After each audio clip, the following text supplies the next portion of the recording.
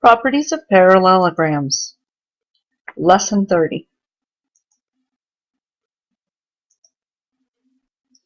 The objective is to prove and apply the properties of parallelograms and use these properties to solve problems.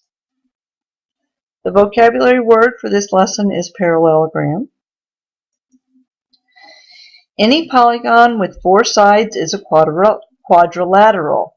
However, some quadrilaterals have special properties, and these quadrilaterals are given their own names. Opposite sides of a quadrilateral do not share a vertex. Opposite angles do not share a side. A quadrilateral with two pairs of parallel sides is a parallelogram. To write the name of the parallelogram, you use the symbol, and you just draw a tiny little parallelogram, and it saves you a lot of writing. So here we have parallelogram ABCD, where AB is parallel to CD and BC is parallel to DA. You notice that we named the vertices in order, A, B, C, D, and back to A, so that we say DA, not AD. We've got four theorems for this lesson, and they are all about the properties of parallelograms. All of them begin with if a quadrilateral is a parallelogram. So, to draw it in order to make it a little easier, we draw a parallelogram and an arrow. If a quadrilateral is a parallelogram, then, well, in this case, opposite sides are congruent. So, if it's a parallelogram, then the opposite sides are congruent. So AB is congruent to CD, and BC is congruent to DA. 622 states that if a quadrilateral is a parallelogram, then the opposite sides are congruent. Or opposite angles, I'm sorry. So in this case, angle A is congruent to angle C, angle B is congruent to angle D. Then if we look at a parallelogram, we see that we have two lines. In this case, AB and CD are cut by the transversal BC, and that leaves B and C as the same side interior angles, and we know that those are supplementary. If CD is a transversal cutting BC and AD, then C and D are supplementary. If AD is a transversal, then A plus D is going to be 180. And if AB is a transversal, then A and B are supplementary. So consecutive angles of parallelograms are supplementary.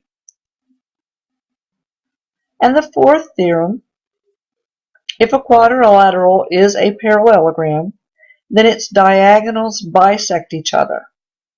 And we write it symbolically like this.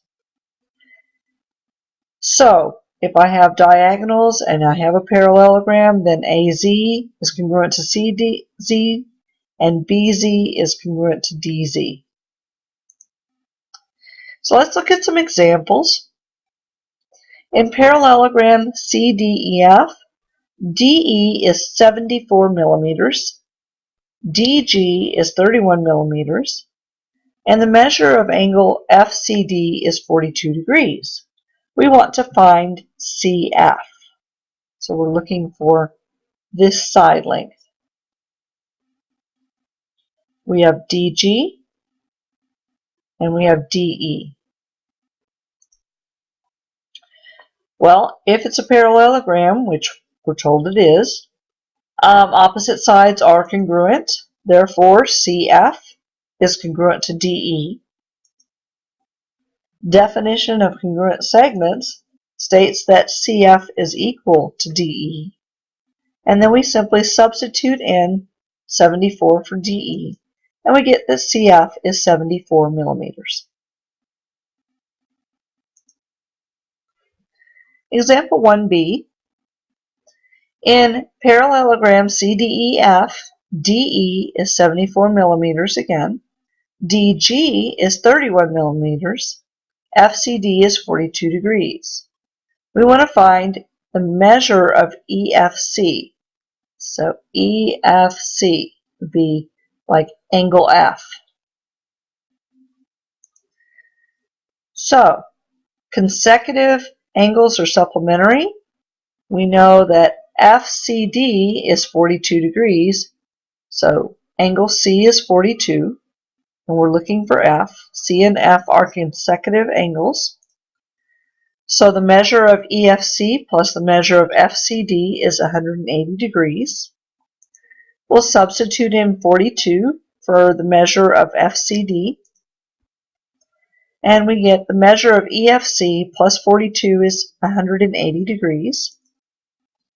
If we subtract 42 from both sides, we get that the measure of EFC is 138 degrees.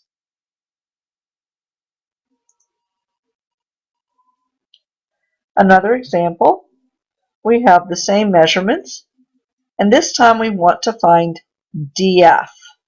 We want to find this entire diagonal. And we only have DG, which is 31. But the diagonals bisect each other. So DF, all of DF, equals 2 times DG. Substitute 31 for DG, and we end up with DF is equal to 62.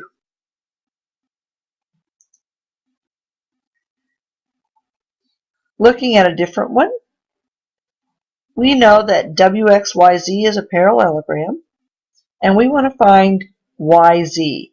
And in this diagram, we see we have a lot of expressions. We have 6a plus 10 for WX, ZY, or YZ, is 8a minus 4, and then we have our angles listed as expressions. We know that YZ is congruent to XW because opposite angles are congruent. Definition of segments, congruent segments, says that YZ is equal to XW. We will substitute the given values. We get 8a minus 4 equals 6a plus 10. Subtract 6a from both sides and add 4 to both sides. We get 2a equals 14. Divide both sides by 2, and a equals 7. That doesn't answer the question, however. We need to plug that back in.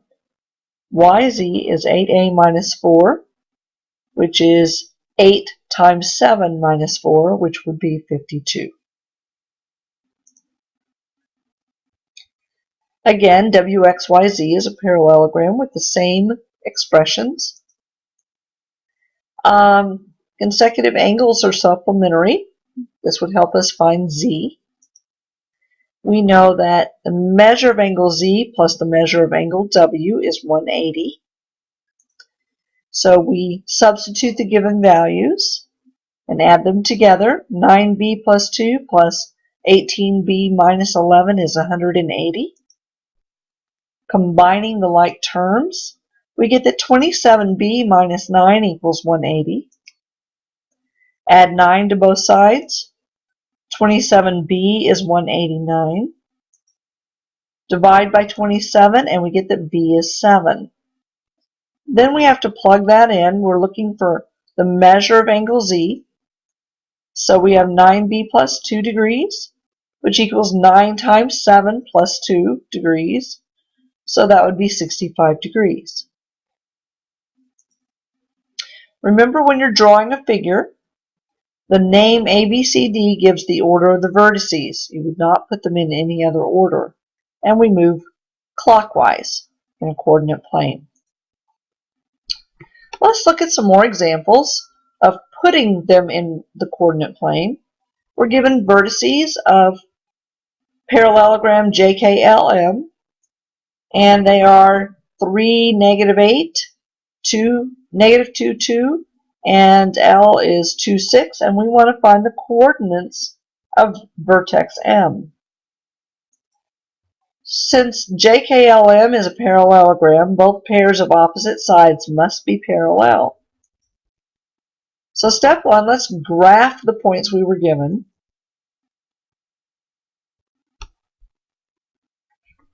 And if we look, we see that KL, and we should have JM here, for MJ. So we need to make sure that this segment would be parallel to this one. So we're going to find the slope of KL by counting the units from K to L. The rise from 2 to 6 is 4. And the run is 4 also, -2 to +2. So we have moved up 4 and over 4. So we're going to start at J and count the same number of units. A rise of 4 from -8 is -4. And a run of 4 from 3 is 7. We will label 7, -4 as vertex M. And then we're going to draw our parallelogram.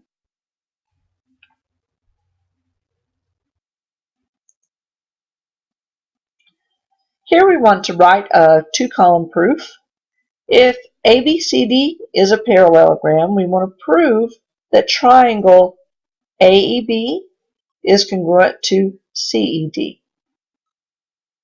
So, first of all, ABCD is a parallelogram. That's given to us. That means that AB is congruent to CD, because if a quadrilateral is a parallelogram, then its opposite sides are congruent.